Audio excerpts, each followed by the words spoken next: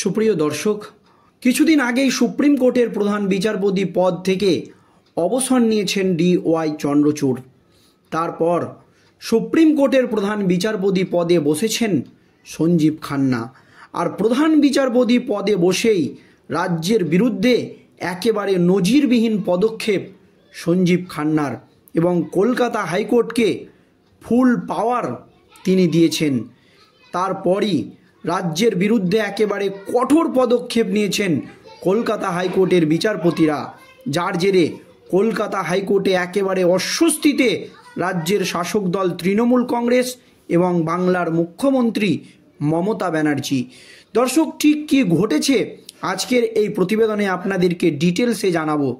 দর্শক, আপনারা জানেন কিছুদিন আগেই সুপ্রিম কোর্টের প্রধান বিচারপতি পদে বসেছেন সঞ্জীব খান্না। আর প্রধান বিচারপতি পদে বসেই চন্দ্রচূড়ের আমলে চলা একাধিক নীতির পরিবর্তন তিনি করেছেন। তার জেরে সঞ্জীব খান্নার এই নীতির তীব্র বিরোধিতা করেছেন সুপ্রিম কোর্টের 2 বর্ষীয়ান আইনজীবী কপিল সিব্বাল এবং অভিষেক মনু সিংভি। তারপরও নিজের সিদ্ধান্তে অটল সুপ্রিম কোর্টের প্রধান বিচারপতি সঞ্জীব খান্না। তিনি পরিষ্কার তাদেরকে জানিয়ে দিয়েছেন তিনি যে নির্দেশ দিয়েছেন তাই বলবৎ থাকবে। দর্শক, কিন্তু সুপ্রিম কোর্টের বিচারপতি DY চন্দ্রচূড় থাকাকালীন একাধিক মামলা নিয়ে রাজ্য সরকার সুপ্রিম কোর্টের দ্বারস্থ হয়েছে। যেই কারণেই হোক না কেন, প্রত্যেকটা মামলাতেই কলকাতা হাইকোর্টে হারলেও বা কলকাতা হাইকোর্টের বিচারপতিরা কঠোর পদক্ষেপ নিলেও সুপ্রিম কোর্টে গিয়ে স্বস্তি পেয়েছে রাজ্যের শাসক দল তৃণমূল কংগ্রেস। তবে সুপ্রিম কোর্টের প্রধান বিচারপতি পদে সঞ্জীব খান্না বসতেই একেবারে গলা ধাক্কা খেল রাজ্য সরকার। ঠিক কী ঘটেছে সুপ্রিম কোর্টে এবং কি নির্দেশ দিয়েছিলেন সুপ্রিম কোর্টের প্রধান বিচারপতি সঞ্জীব খান্না, তার প্রেক্ষিতে কি রায় দিল কলকাতা হাইকোর্টের বিচারপতিরা, দেখুন দর্শক। কলকাতা হাইকোর্টে ফের বড় ধাক্কা খেল হলদিয়া পেট্রোক্যাম্প সংক্রান্ত মামলায় রাজ্যের শাসক দল তৃণমূল কংগ্রেস।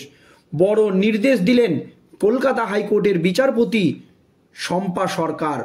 অন্তর্বর্তী নির্দেশে আদালত জানিয়েছে কলকাতা পৌরসভার অধীন নিজেদের কোনো স্থাবর এবং অস্থাবর সম্পত্তি বিক্রি কিংবা হস্তান্তর করতে পারবে না পশ্চিমবঙ্গ সরকার।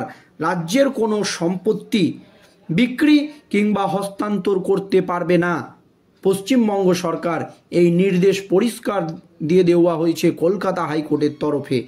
কি হয়েছে ঠিক দেখুন।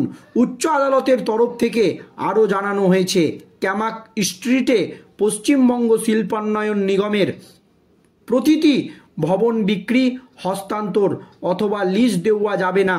নতুন বছরে এই মামলার পরবর্তী শুনানি রয়েছে। আগামী 3 জানুয়ারি আবার এই মামলার শুনানি হবে। জাস্টিস সরকার এর নির্দেশ, সেই দিন সব পক্ষকে নিজেদের বক্তব্য হলফনামা আকারে জানাতে হবে। শুক্রবার হলদিয়া পেট্রোক্যাম্প সম্বন্ধিত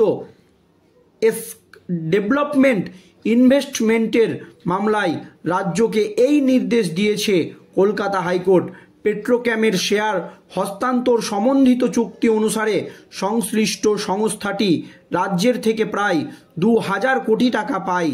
সেটা না পাওয়ায় তারা আইনি পথে হাঁটেন। সম্প্রতি সুপ্রিম কোর্টের তরফ থেকে সংস্থার পক্ষে রায় দেওয়া হয়েছে।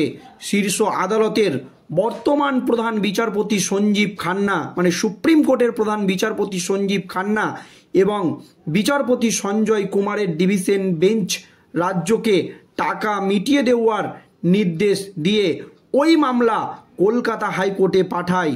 শুক্রবার উচ্চ আদালতে শুনানি ছিল। সুপ্রিম কোর্টের প্রধান বিচারপতি সঞ্জীব খান্না পরিষ্কার জানিয়ে দিয়েছেন রাজ্য সরকারকে 2000 কোটি টাকা ওই সংস্থাকে মিটিয়ে দিতে হবে, এবং যেহেতু এটা রাজ্যের বিষয় সেহেতু এই মামলাটা দেখবে কলকাতা হাইকোর্ট, পরিষ্কার জানিয়ে দিয়েছে সঞ্জীব খান্না। আর এরই প্রেক্ষিতে কলকাতা হাইকোর্ট পরিষ্কার জানিয়ে দিয়েছে এই 2000 কোটি টাকা রাজ্যকে নিজে মনে তার থেকেই দিতে হবে।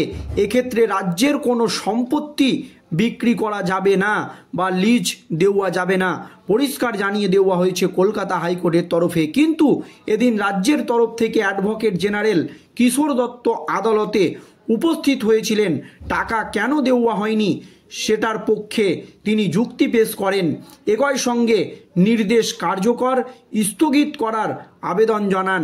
পাল্টা এথেক্সের আইনজীবী জানান, টাকা না দেওয়ার যুক্তি সুপ্রিম কোর্টেও জানিয়েছিল রাজ্য সরকার, সেখানে নিষ্পত্তি হয়ে গিয়েছে, তাই এখানে আবার আপত্তির কোনো স্থান নেই। জাস্টিস সরকার জানান, আগামী ফেব্রুয়ারি মাস অবধি এই স্থগিতাদেশ বহাল থাকবে। হাইকোর্ট জানায়, শীর্ষ আদালতের নির্দেশ অনুযায়ী রাজ্য এখনও আদালতে ক্ষতিপূরণ জমা রাখেনি, সেই কারণে নির্দেশ কার্যকর স্থগিত রাখা যাবে না। আগামী 3 জানুয়ারি মামলার পরবর্তী শুনানি রয়েছে। দর্শক, এই আবহে সুপ্রিম কোর্টের তরফ থেকে সুপ্রিম কোর্টের প্রধান বিচারপতি পরিষ্কার জানিয়ে দিয়েছেন যে হলদিয়া পেট্রোকেমিক্যালকে রাজ্য সরকার 2000 কোটি টাকা দেবে এবং তাদের যে দাবি বা 2000 কোটি টাকার চুক্তি হয়েছিল, সেই টাকা রাজ্য সরকারকেই দিতে হবে, এই কথা পরিষ্কার জানিয়ে দিয়েছেন সুপ্রিম কোর্টের প্রধান বিচারপতি সঞ্জীব খান্না। আর এই টাকা যাতে না দিতে হয় সেই জন্যই সুপ্রিম কোর্টের দ্বারস্থ হয়েছিল রাজ্যের শাসক দল তৃণমূল কংগ্রেস বা রাজ্য সরকার। শুধু তাই নয়, এই 2000 কোটি টাকা দিতে হবে এই মর্মে রাজ্য সরকার যাতে কোনো সম্পত্তি বিক্রি না করে বা কলকাতার যেগুলো নামি দামি সম্পত্তি আছে সেই সমস্ত সম্পত্তি লিজে না দেওয়া হয়, সেই নির্দেশ এবার দিয়ে দিল কলকাতা হাইকোর্টের বিচারপতিরা, যার জেরে অস্বস্তিতে রাজ্যের শাসক দল তৃণমূল কংগ্রেস। সুপ্রিম কোর্টে গিয়েও শেষ রক্ষা হলো না রাজ্য সরকারের। আর কলকাতা হাইকোর্টের এই নির্দেশের পর এখন রাজ্য সরকার কোথা থেকে টাকা দিবে তা নিয়ে কিন্তু প্রশ্ন উঠে গিয়েছে। আর একাধিক মামলায় সুপ্রিম কোর্টের প্রধান বিচারপতি DY চন্দ্রচূড় থাকাকালীন স্বস্তি পেয়েছে রাজ্যের শাসক দল তৃণমূল কংগ্রেস।